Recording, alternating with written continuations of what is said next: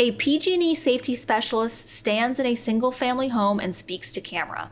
A graphic over her shoulder reads, "Have you mapped out escape routes from your home?"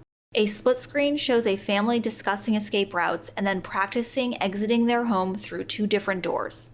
A graphic below shows a home with arrows pointing out 2 different routes, and the caption reads, 1. Map out 2 escape routes. The family walks outside on a sidewalk in their neighborhood, accompanied by their dog.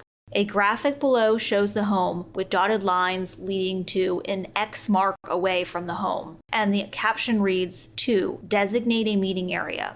A close-up shows a hand holding a pen checking off an item on an emergency plan checklist. The family walks down the interior stairs of their house from an upper floor. A graphic shows a checklist on a clipboard, and the caption reads, 3. Practice every 6 months.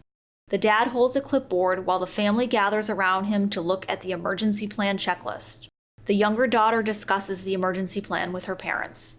The end card reads, "Learn more ways to stay safe at safetyactioncenter.pge.com." One of the most important parts of any emergency plan is mapping out escape routes from your home. Here are 3 things you need to consider. Number 1, it can only take a couple of minutes for a fire to spread throughout your home, so it is important to have at least 2 escape routes mapped out in case one exit is blocked.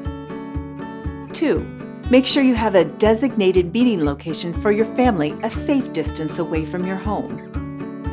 3, practice your plan with every member of your family, including pets. Review and practice your plan every 3 to 6 months.